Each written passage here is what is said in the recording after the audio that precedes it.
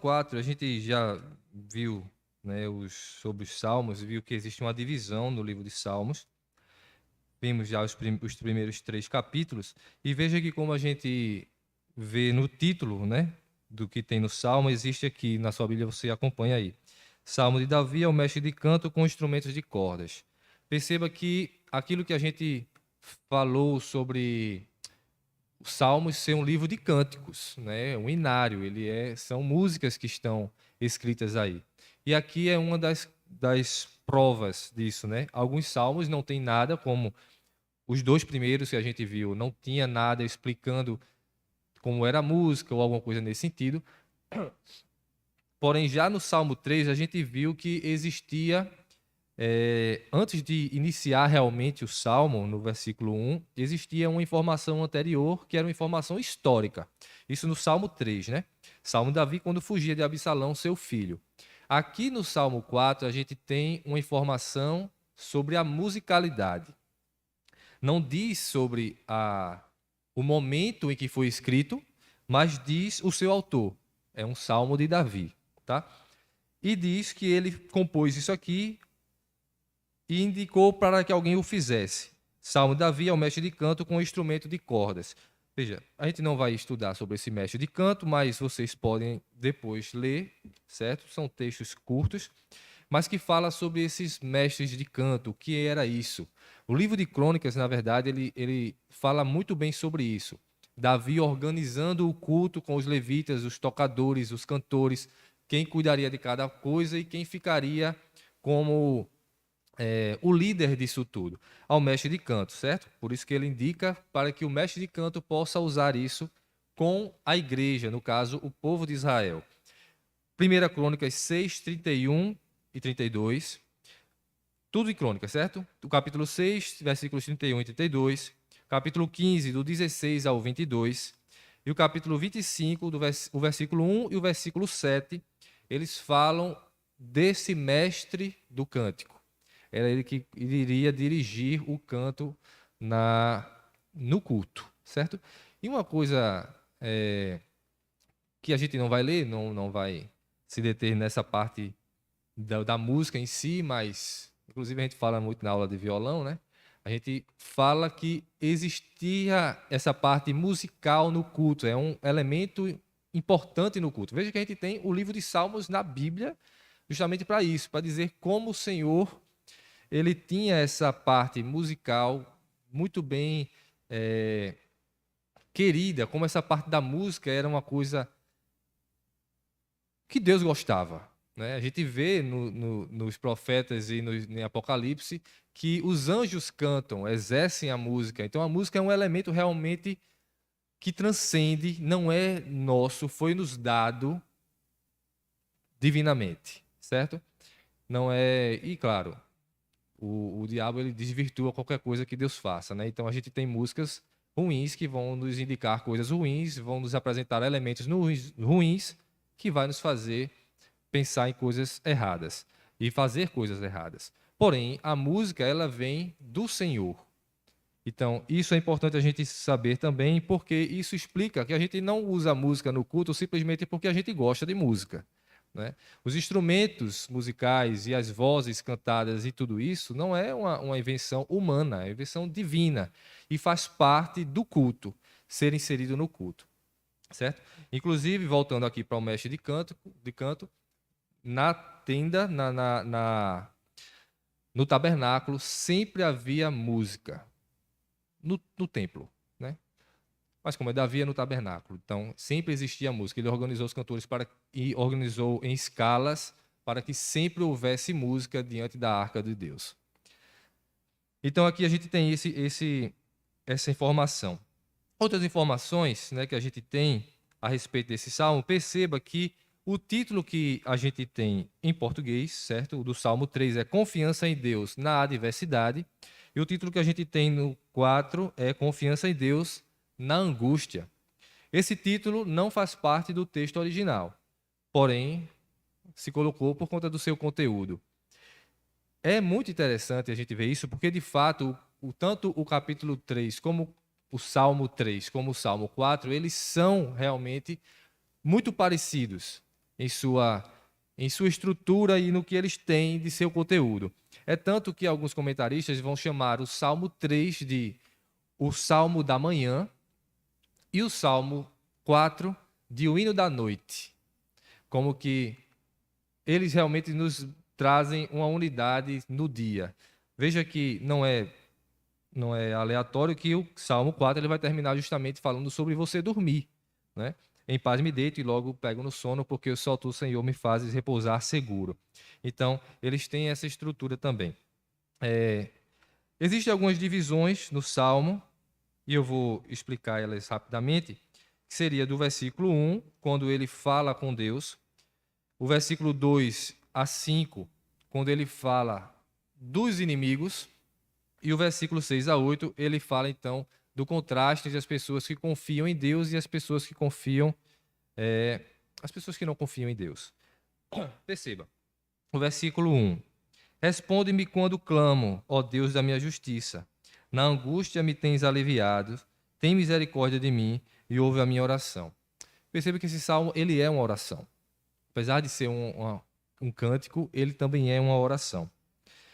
E ele pede justamente para ser ouvido, porque ele quer que o Senhor o ouça. Nisso ele fala que Deus é a sua justiça, porque ele faz justiça ao seu povo, né?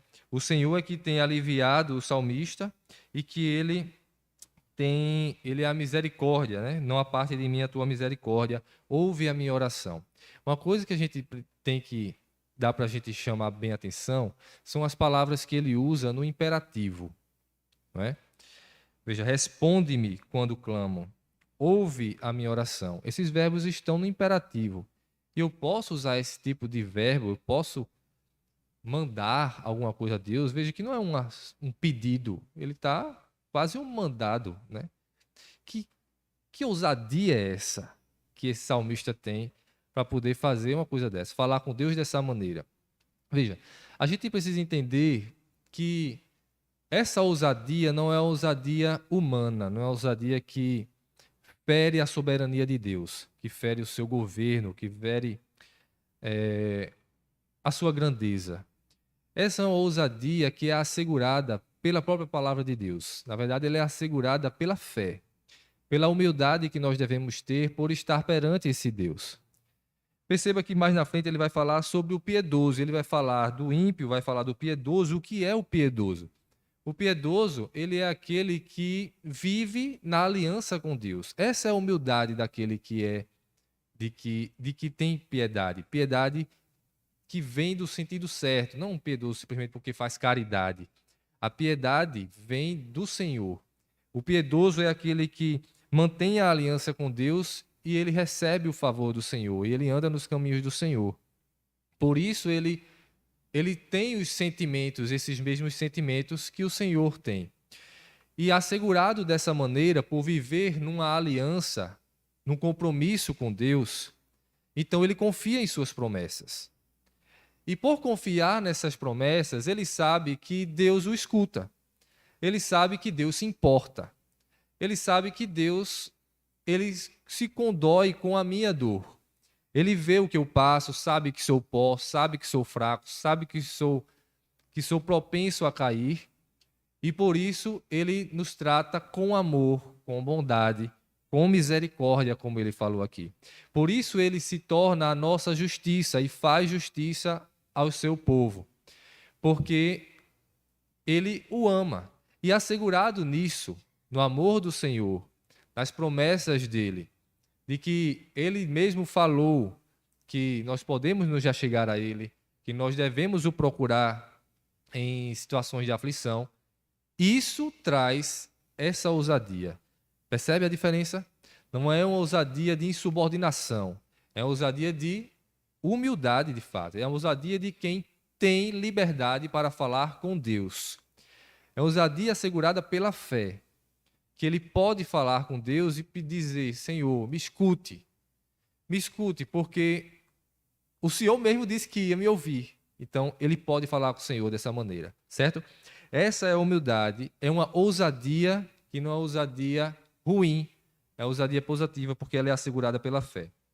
Então, ele fala com o Senhor querendo que o Senhor olhe para ele, olhe para a sua condição, escute ele e seja, de fato, cumpra as suas promessas.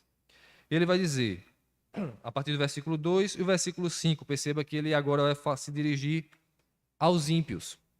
Ó Senhor, ó homens, até quando tornareis a minha glória em vexame, e amareis a vaidade e buscareis a mentira? Sabei, porém, que o Senhor distingue para si o piedoso. O Senhor me ouve quando eu clamo por ele. Irai-vos e não pequeis, consultai o travesseiro, o coração e sossegai. Ofereceis sacrifícios de justiça e confiai no Senhor. Aqui ele dirige-se para os ímpios, para os inimigos do Senhor, os seus próprios inimigos, que na verdade não são inimigos pessoais, mas são inimigos que são inimigos do Senhor. E ele fala com eles, e aí ele fala realmente em tom de desafio, não é? Que eles são, até quando tornareis a glória do Senhor em vexame, amareis a vaidade e buscareis a mentira.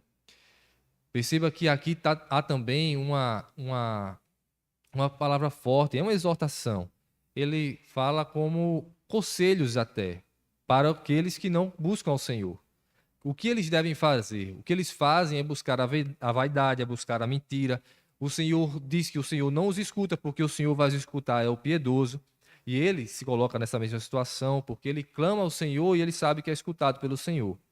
Ele vai dizer para esses inimigos do Senhor, ofereçam sacrifícios ao Senhor, sacrifícios de justiça, e deixem de confiar em mentiras e coisas vãs e vaidade para buscar ao Senhor. É o que ele vai dizer no versículo 5. Essa ousadia, novamente, agora não mais dirigida a Deus, mas é ousadia agora dirigida aos seres humanos. Aqueles que são inimigos do Senhor e são inimigos dele também, do próprio salmista que está falando, no caso aqui, Davi. Essa ousadia dele, né, de onde vem? Como é que ele pode falar com o inimigo dessa maneira? Uma vez que ele, já no salmo anterior, estava falando dos inimigos, né? Ele estava falando de confiança em Deus por conta dos inimigos. Essa ousadia vem daquele que busca ao Senhor. Quem busca ao Senhor, quem confia no Senhor, quem tem direito de falar com Deus, como falou no versículo 1, não teme seres humanos. Isso é uma coisa que nós precisamos assimilar, porque muitas vezes a gente teme os seres humanos. Isso é comum do próprio ser humano, certo? Falar em público. O que é falar em público? A gente teme ouvir o que as pessoas vão pensar. A gente teme apresentar determinado trabalho, fazer determinada coisa por conta, muitas vezes, das pessoas. A gente, às vezes, deixa de pregar o evangelho, falar do amor de Deus, porque teme a recepção, né? Aquela pessoa que vai ouvir. E percebo que, de fato, isso está acontecendo. Qual é o sentido, de fato, do que está acontecendo? Quando você deixa de pregar o evangelho, fazer o trabalho de Deus, não precisa vir aqui à frente, certo? Para falar ao povo, falar na internet. Pode ser uma coisa pequena, uma coisa de fila de banco. Alguém sentado no ônibus ao seu lado. Alguém que começa um assunto com você e às vezes você conversa sobre todo tipo de assunto. Se falar de futebol, se falar de cinema, de falar de qualquer coisa, você fala tranquilo. Mas se chegar até a oportunidade e você vem na cabeça e seu coração aperta para falar do amor de Deus, você teme. Às vezes isso acontece. E quando a gente se nega a fazê-lo, quem ganhou? Foi Deus? Não foi Deus. Você temeu mais ao ser humano do que a Deus. Isso é terrível. Porque, na verdade, Deus deixou nesse momento, por mais que você não expresse isso em palavras e em seu coração, o que sua atitude você expressou foi que Deus deixou de ser seu Deus naquele momento e aquela pessoa passou a ser mais importante do que Deus. Porque você deixou de obedecer uma ordem expressa do Senhor e até aquele impulso que Ele mesmo deu, não tenha dúvida. Foi o Espírito Santo que habita em você que lhe deu o incômodo para que você falasse e você não falou. Isso aí, quando você se calou, você deixou que a luz que há em você se apagasse. E aí, aquele ser humano se tornou seu Deus naquele momento. Quando nós estamos longe de Deus, isso acontece com a gente.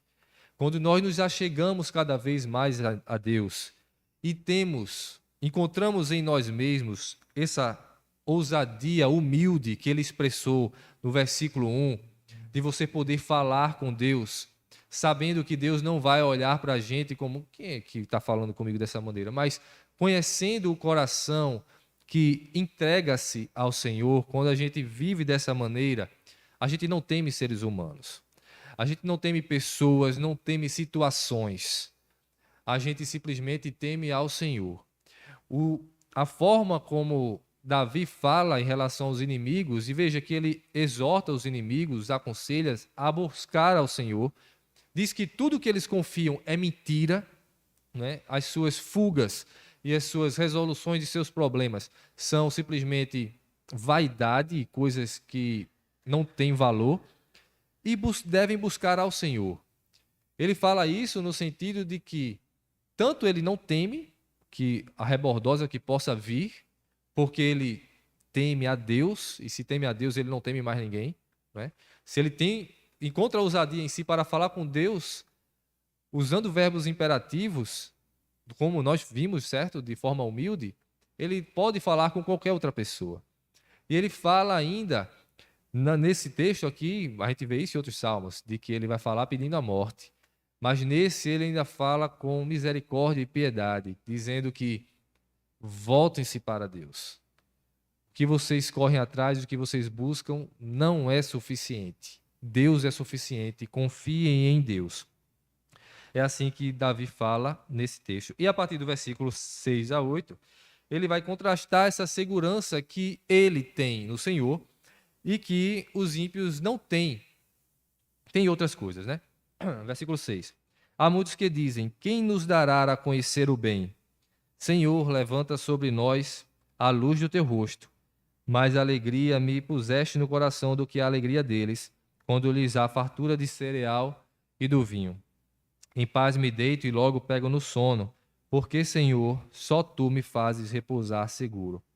Perceba que o contraste já está no versículo 6, quando ele diz que muitos dizem: quem nos dará a conhecer o bem? Ou seja, no final das contas, tudo que os ímpios procuraram, realmente, que o próprio salmista falou que era vaidade, que era mentira, que era coisas tolas, né? Os próprios ímpios percebem isso. Quando eles buscam e veem que não tem solução. Quando eles vão atrás, tentam resolver da sua maneira, e às vezes em suas mentiras vão de mal a pior, tudo isso, no fim das contas, eles vão perceber que não tem substância, não tem segurança naquilo, porque aquilo de fato se revela como coisa vã. E eles ficam perdidos. Já o salmista não. Ele busca pelo Senhor e diz que o Senhor, e pede para que o Senhor levante sobre ele o seu rosto.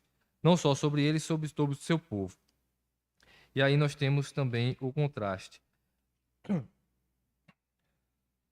Como eu disse antes, o Salmo 3 e o Salmo 4, eles eles são muito próximos em seu conteúdo, né? Tanto que alguns comentaristas dizem que é o hino da manhã e o outro é o hino da noite, então nós ficamos agora com o hino da noite. E essa confiança, ela é demonstrada, essa unidade, né? Ela é demonstrada também, tanto no sentido que os dois salmos expressam a confiança, só que agora em momentos diferentes e em sentidos diferentes. Um é na adversidade e o outro é na angústia. Você tem no capítulo 3, versículo 5, dizendo assim: deito-me e pego no sono, acordo, porque o Senhor me sustenta. Quando a gente vai para o capítulo 4, nós temos o versículo 4, dizendo: irai-vos e não pequeis, consultai no travesseiro o coração e sossegai. Percebe que um fala sobre acordar e o outro vai falar sobre dormir? No versículo 8, então, ele conclui dizendo: em paz me deito e logo pego no sono, porque só tu, Senhor, me fazes repousar seguro.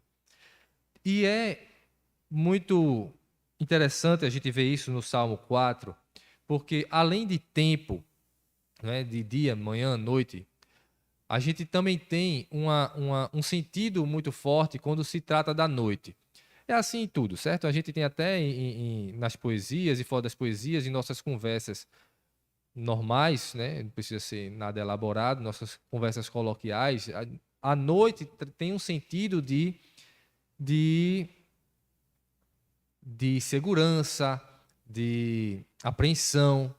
A noite traz esse sentido. E na palavra de Deus também é assim, certo? Quando se fala da noite, também está se tratando disso. Apesar de ser um momento comum do dia, acontece todo dia, né? Graças a Deus. Pra gente, né? Tem lugares que não é assim. Mas, apesar de a noite ser assim, mas ela tem um sentido também, que é esse tanto sentido de apreensão. A noite, ela esconde, porque a ausência de luz torna a dificuldade, torna difícil a gente enxergar as coisas. Então, por isso que às vezes a gente está em casa e dá um vento ou alguma coisa inexplicável, a vassoura cai e a gente fica pensando que é mal assombro, veja, que coisa. Tem nada a ver com nada, né? Passa qualquer coisa, às vezes não tem absolutamente nada, e a gente fica pensando que é alguma coisa demais, né? Isso não acontece de dia. Já percebeu que mal assombro só aparece à noite? Porque não é mal assombro, né? Não é um fantasma, um negócio que está acontecendo por aí. É simplesmente a nossa percepção que muda no escuro, que a gente fica, né? Espero que seja, né? Que a gente fica medroso, a gente fica todo desconfiado sobre coisas que vai acontecer. Crianças são assim, não são só crianças, não, adultos também.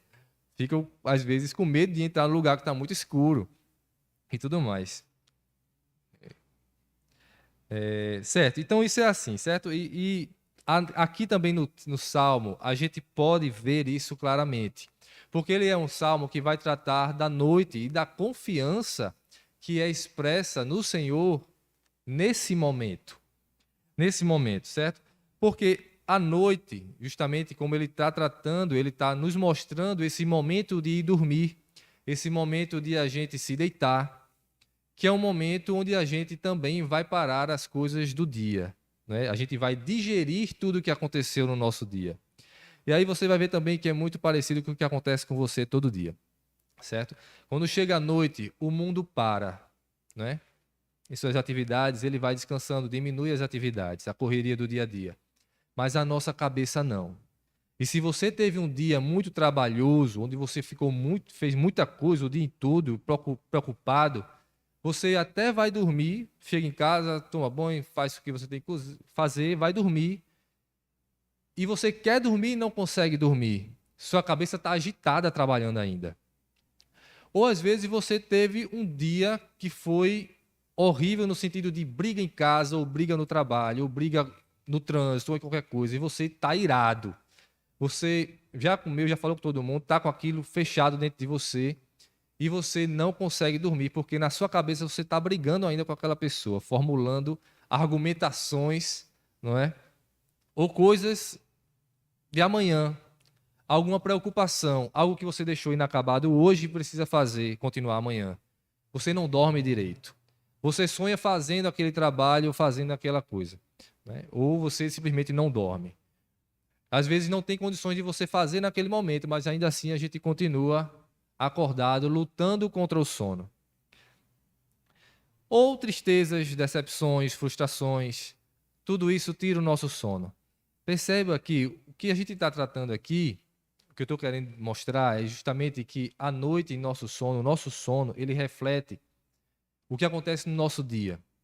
E se você não teve um dia bom, mesmo quando você não tem nada por perto mais, aquela situação de difícil, aquela situação difícil, aquela coisa que lhe pressionava não está ali naquele momento, mas continua na sua cabeça e você não consegue descansar.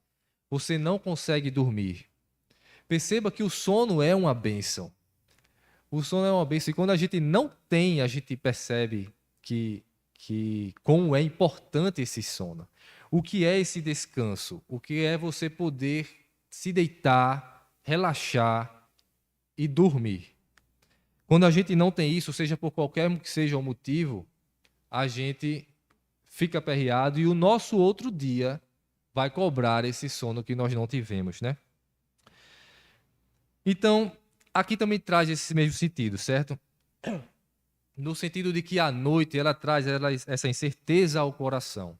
A noite traz essa apreensão e essa coisa que perdurou no dia, aquilo que ficou pendente. A nosso sono vai revelar. E aí, enquanto o mundo, perceba, nessa situação, enquanto o mundo, no versículo 6, vai dizer: quem nos dará a conhecer o bem? Os que são piedosos, o povo de Deus, ele vai dizer: Senhor, levanta sobre nós a luz do teu rosto. Ele faz referência direta a Números 6, 26, de 24 a 26, que é a bênção dada por Arão, a bênção sacerdotal. E tem aquela música: se tua vida, amigo, seja sempre para o melhor. Que o sol aqueça o teu viver, mas a bênção em si não é assim, certo? A música é diferente. Eu vou ler exatamente como está aqui. Número 6, de 24 a 26, diz assim: é a bênção sacerdotal.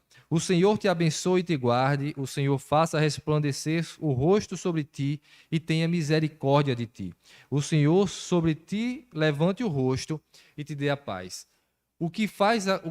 A menção que é dada aqui pela bênção sacerdotal e que é apontada aqui também no texto do Salmo 4, quando ele diz: Senhor, levanta sobre nós a luz do teu rosto, é justamente fazendo referência à luz que vem de Deus, dizendo que enquanto o mundo está em trevas e o mundo teme as trevas, o Senhor ao seu povo traz a luz que vem do seu rosto, a luz que vem da bênção e da prosperidade de ser guardado por Deus. O Senhor te abençoe e te guarde, faça resplandecer o seu rosto sobre ti, tenha misericórdia de ti, levante o rosto e te dê a paz. Isso que ele está falando é o que nos faz dormir bem à noite, quando confiamos de fato no Senhor, sabendo que somos protegidos por Deus, que somos guiados por Deus, e aí nós gozamos da paz do Senhor, sabendo que o Senhor tem misericórdia de nós. Enquanto o mundo teme, dizendo: o que é que eu vou fazer agora? Quem pode nos guiar no bem? O crente vai dizer: Senhor, resplandece sobre nós a luz do teu rosto. Porque o Senhor dissipa as trevas, a luz do Senhor dissipa as trevas. Foi assim na criação do mundo, foi assim quando também Cristo veio. O profeta Isaías vai dizer: o mundo que andava em trevas viu uma luz. Que luz é essa? Era a luz que também falou: eu sou a luz do mundo. Eu sou a luz do mundo, quem me segue não anda nas trevas, pelo contrário, terá a luz da vida, é o que diz João 12. Cristo é essa luz. E quando nós confiamos no Senhor plenamente, nós gozamos dessa paz que vem de Deus, sabendo que não tem trevas, não tem desconfianças, não importa o que nós vivemos no dia, qual foi a adversidade que nos veio, qual foi a circunstância que nos aperreou, qual é o trabalho que eu vou ter que fazer amanhã, aquilo que ficou inacabado hoje. Quando nós confiamos plenamente em Deus, não importa os nossos inimigos, não importa o que eles tramam, não importa nada disso. Quando nós confiamos no Senhor, o que nós temos é essa paz, a paz que vem de Cristo. Não estou ouvindo, fala mais alto. Não tem mal assombro. Não tem nada disso, certo? Não tem por que a gente temer isso. E de fato, não tem por que a gente temer tanto o inimigo humano como o inimigo sobrenatural, né? Porque o Senhor é quem nos guarda. Quando a gente entende isso e a gente assimila isso, vivencia isso, nós descansamos. Nós temos um sono bom. Nós temos isso tudo. E é justamente disso que ele vai dizer, tanto no versículo 7, certo? Ele vai dizer que a alegria que os ímpios têm é a alegria que vem de quê? De fartura, de vinho, de trigo. É daquilo que eles podem fazer com a própria mão e que eles podem acumular. Ou seja, é uma correria para ter e obter como que pode vir a faltar. Então eles vão sempre buscar mais e essa busca nunca tem fim. Nunca tem fim porque, na verdade, não é de lá que vem a segurança. O que faz realmente descansar é a paz de quando se deita. E aí o salmista traz essa imagem. Em paz me deito e logo pego no sono, porque, Senhor, só Tu me fazes repousar seguro. E perceba aqui, quem é que está falando? É Davi. A gente não sabe em que momento o salmo foi escrito, mas a gente sabe em que momento, algumas situações da vida de Davi. No Salmo 3 a gente viu que é quando ele fugia de Absalão. A gente sabe que ele viveu fugindo de Saul também. A gente sabe que ele morou em caverna. A gente sabe que ele teve muitas situações nesse sentido. E muitas vezes onde Davi dormia não era um colchão, não era uma cama, não era um travesseiro. Mas esse salmo é atemporal, porque independe onde se vai dormir.